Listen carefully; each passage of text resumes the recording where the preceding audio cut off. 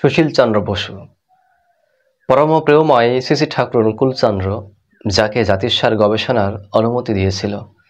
সুশীলদা ভারতের বিভিন্ন প্রান্তে ঘুরে ঘুরে এই জাতিস্বর খুঁজে বের করত এবং তাদের জীবনে যা ঘটেছে সেইগুলো তিনি শুনতেন এবং সুন্দর করে লিপিবদ্ধ করতেন। তাদেরই মধ্যে অন্যতম একটি ঘটনা শান্তি দেবীর ঘটনা। শান্তি দেবীর বয়স মাত্র 6 বছর। সুশীলদা তাকে জিজ্ঞাসা করছে, শান্তি, তোমার মৃত্যুর সময় কি চিন্তা হচ্ছিল? তুমি মৃত্যুর আগ মুহূর্তে কি করছিলে?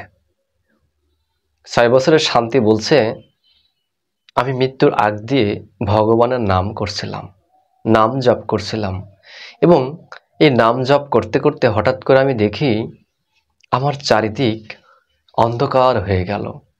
এত অন্ধকার হয়ে গেল আমি আর কিছুই দেখতে পেলাম না। হঠাৎ করে দেখি এক আলোর জ্যোতি।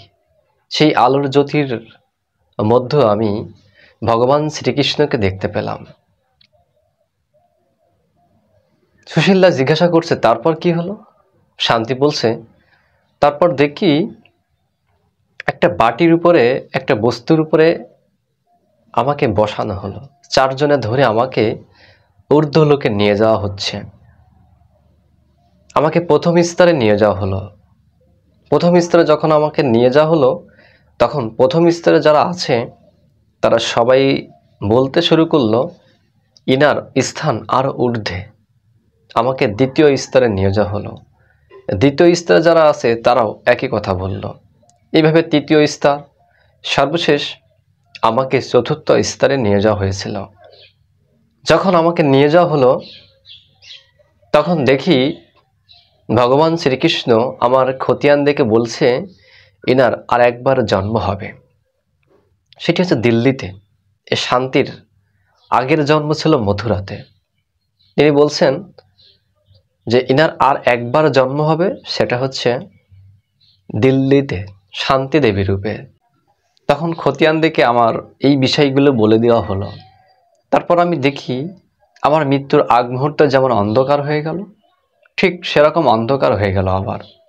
আমাকে আবার সেই 4 জনা ধরে আমাকে একটা সিঁড়ির ভিতরে বসিয়ে দিল এবং আমি দেখি আমি ধীরে ধীরে আস্তে আস্তে ছোট্ট শিশুর মতো হয়ে গেলাম।